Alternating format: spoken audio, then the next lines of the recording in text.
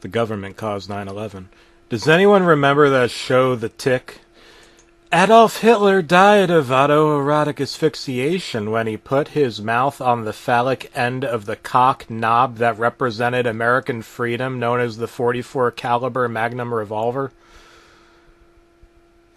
I was convinced pieces of the leftover undercooked hamburger brain were hidden in an underground NYC Platform 5 subway tunnel, guarded by police agents masquerading as homeless men who demand change as the missing Harry Potter troll toll to allocate remnants of the discarded half-baked neurons of the furious orator who dreamed a dream of baked squab and half-discarded vegetarian omelets. I found the VHS tape in one such place, covered in ticks. The lost episode of The Tick. The naked, muscular blue man with white eyes smiled at me, glistening. Jewels of truth and beauty shining like effervescent light in the cold and downtrodden world of modern-day television viewing. The episode was titled The Tick Kills Hitler. I found this quite disturbing. The word Hitler wasn't bleeped in this disturbing lost episode. At first I thought he was shooting webs like Spider-Man, but then I realized it was semen. Tick semen. I heard a rustling in the VHS tape, and the tick is shown fighting a man with a human head. The human head screams, the head rotating, nostrils flaring. The tick informs him that he's naked, and he's just painted his body blue. He informs himself that he's a nudist, as deers can't talk and wouldn't understand what he was saying anyway. The deer kicks him in the face as we see he cut off his own genitals years ago, and he argues with himself about how you can't be naked if you don't have genitals, which made no sense to me personally, but I am not the tick. Yet. This was some sort of conspiracy. Who had placed such a strange tape in my possession? "Come, Arthur, we must defeat Adolf Hitler!" The tick spoke, though at a low, muffled tone. A parade is shown with ticker tape confetti. The show aired in the 90s and it had a distinct cartoon feel, but here we just see a huge papier-mâché head of Adolf Hitler on wheels, strolling while people throw confetti. "The Great Charlie Chaplin Parade is coming to a close." The announcer is shown smiling a sinister smile. But that wasn't the late great Charlie Chaplin, although they had a similar mustache. That was Hitler. Arthur argues with the tick as the tick tries to force him into a cannon to fire it at Hitler's head.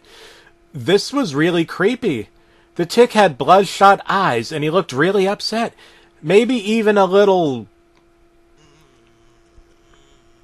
disheveled. He was sweating, and someone drew dirt lines on him like Pigpen from Charlie Brown. Except the only Pigpen I was seeing was this bad taste drawing of the papier-mâché Hitler head, drawn in highly graphic detail. His cleft chin had beard stubble, and he looked really upset.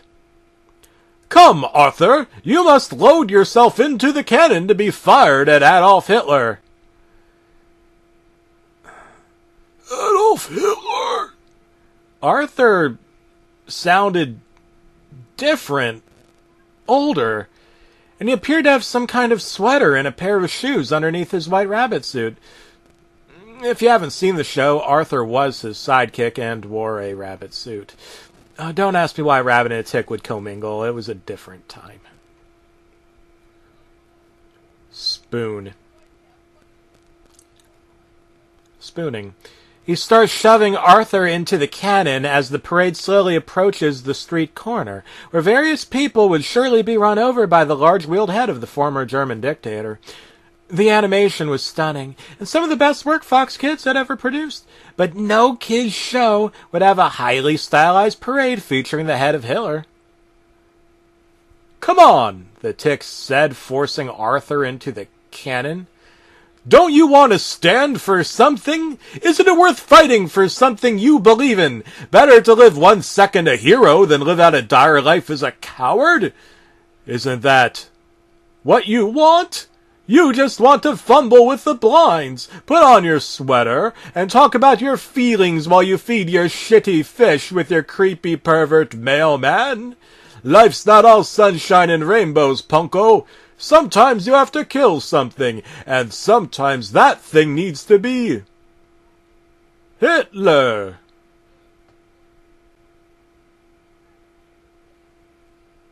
Sometimes you need to kill Hitler.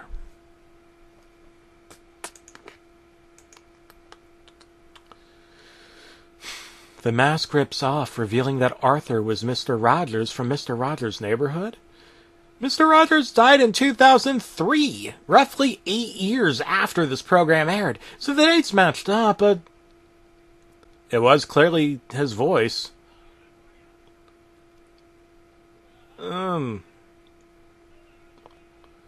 Oh my, he stuttered. The Tick was loading a cannon filled with Mr. Rogers to fire at a papier-mâché head of Adolf Hitler.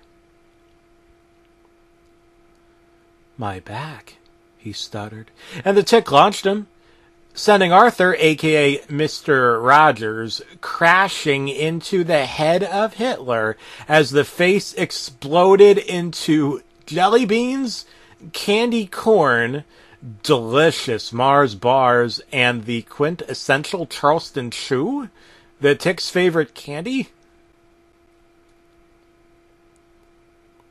Mr. Rogers' sweater is ripped, he's crying, and what looks like blood or some kind of Mondo fruit drink is everywhere. If you don't remember Mondo fruit drinks, they were what poor kids who couldn't afford Capri Sun drank in the 90s. "This is all wrong," he stuttered. Was Mr. Rogers a Nazi? The shoes were damaged, his sweater was frayed, and he was crying, as the cracked open head of Hitler revealed a swarm of ticks that enveloped the parade, biting and gnashing and biting with their deer tick glare, glaring as even the deer were bit by the deer ticks, hence the name. "It's not a beautiful day in the neighborhood," he screamed, took off his shoe as a defensive item, reaching toward the sky in vain as the ticks bit and bit and bit him some more. 2 more mascots dressed as both a can of Mountain Dew and a Taco Bell taco came out and began to dance. They danced the dance of death as inside it was revealed Hitler's real brain was in there, preserved in a jar, as Mr. Rogers tried in vain to shake some fish pellets in there to feed it. But they weren't fish pellets, and he couldn't feed it. You can't feed a brain that way. You can only feed a brain with thoughts and ideas, even if those ideas are dangerous, even if those ideas aren't popular. The Tick stepped in. "Die, Hitler scum!" He reached his naked, muscular arm out and punched the floating brain. This was disturbing. The brain broke into 2 pieces. It had the consistency of Jell-O pudding, Bill Cosby's favorite lunch cuisine item. There was nothing to fight. No struggle, no argument. Hitler's brain went down in 2 seconds as the Tick flexed and showed off his best Tick moves, as he was bit by a tick. I could hear something rustling within the tape. Then a reporter came out and informed him that wasn't Hitler's brain. It was an imposter. And in fact, that brain was meant to be donated from the Charlie Chapman Museum of History to a child with brain cancer who desperately needed a lobotomy implant. Then the tick spoke, though at a low, muffled tone. The road is paved with good intentions, and my good intentions are actually in Hitler's brain. He just mumbles Hitler's brain as he nervously stands to the side and starts to cry. The interviewer asks him why he just decided to randomly attack a child's brain like that and demanded to know who he was. The tape rustled some more. Something was in there. Moving. The tick, half crying, tore off the top of his face mask, revealing Adolf Hitler? Hitler just kept crying and crying. I didn't mean to kill those. He kept crying as the camera zoomed into his face, and he continued crying, crying his deepest cry, demanding to know what all this meant. And then the tape exploded. Hot plastic, the kind you'd see on children's tricycles and packs of chewing gum, enveloped my eyes, ears, and nose holes. And ticks, ticks of the most tick variety, living ticks, shot out of the tape. Someone had stuffed ticks into the tape, framing me with ticks. Horrible, blood-sucking ticks. Oh, not the blue hero mascot, actual ticks. The arachnids burrowed into my skin, drinking my blood and jutting into my neck. Gallons of blood, as I felt my strength growing, my power increasing. Was I becoming him? Was I the late, great, the one and only? Oh my god, I wasn't.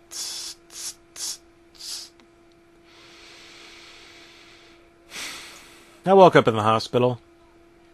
Am I the tick? I yelled excitedly. The doctor showed an x-ray with thousands of ticks burrowed under my skin. No, he said. You have Lyme's disease. He offered me a ripe lime and smiled as he informed me that I was technically referred to in the office as the tick, as my body weight by mass was now embedded tick organs over human flesh. And then a man dressed disturbingly like Mr. Rogers walked in. Mr. Rogers died almost 20 years ago. His body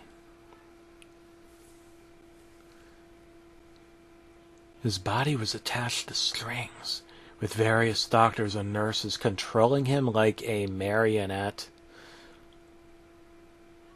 Were they doctors? Who were those strange masked men in the shadows? He was a skeleton.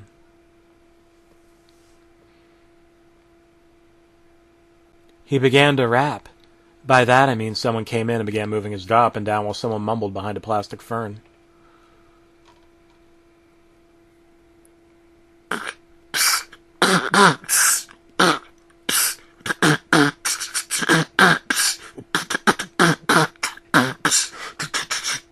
Now I'm Mr. Rogers and I'm here to implore you, don't touch deer ticks, they might bite and bore through you.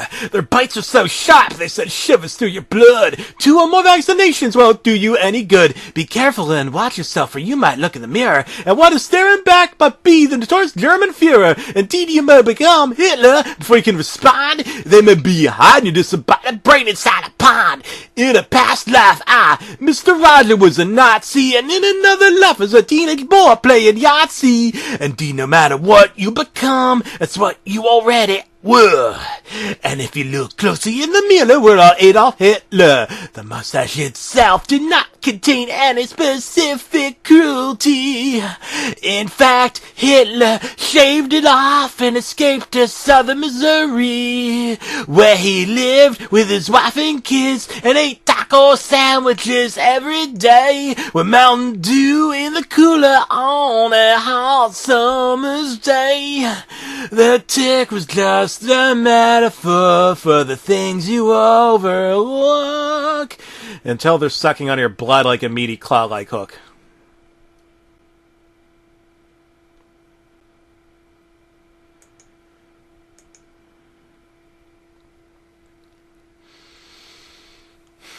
The corpse collapsed on the floor. The Mr. Rogers skeleton smiled and retreated into the shadows. And then Adolf Hitler walked in, wearing a birthday hat, expecting me to celebrate his birthday. He offered the doctors hats, party whistles, and streamers. Mein Gott, es ist mein Birthday-Tag! He screamed.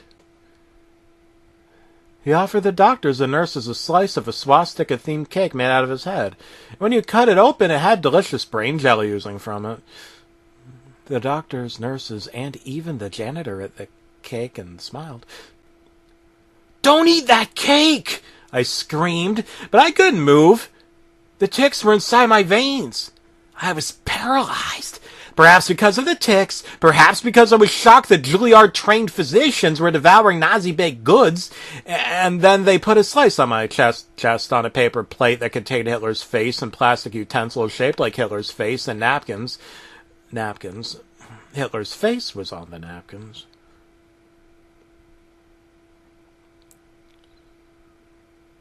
And then the hospital door slammed open. Hitler's face. Oh my God! It was the tick! He ran in. Don't eat that cake! He yelled. It contains Hitler's face! The tick body slammed Hitler, and then slammed his muscular jaw into Hitler's plump, cake-filled gut. Oh mein Gott! Hitler screamed.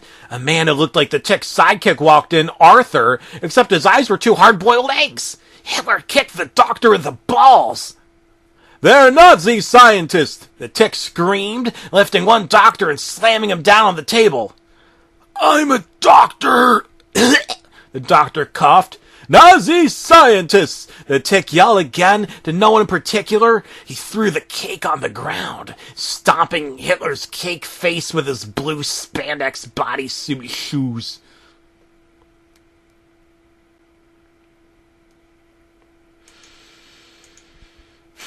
The tick had saved the day.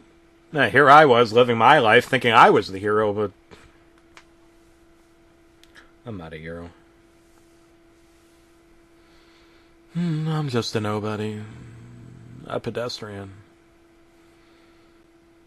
Someone who needs to be saved. That's the great thing about superhero stories. They emulate real life. Whenever terrible things happen, a random person in spandex with superhuman powers shows up and does things that defy reality to stop real-life things like poverty, murder, vehicular manslaughter, and a paid Adolf Hitler impersonator who drank too much a few hours before he wandered into a children's hospital.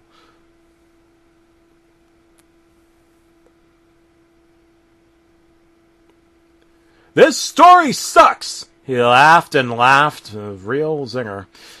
We were laughing and laughing. He even picked up some cake off the floor and gave me some. Sucks! I laughed uproariously, laughing because ticks suck blood. It was a deep metaphor. Both that this story sucks and that ticks suck blood. No one can comprehend how deep this metaphor is. Everything was going to be different from now on. Everything.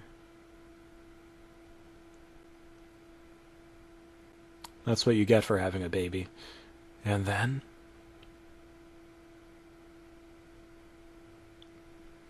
the room filled up with a colorless, odorless gas, which I thought was laughing gas, like they give you at the dentist's office. Oh, but this wasn't a dentist's office, and that wasn't laughing gas. And a few minutes later, everyone, including myself,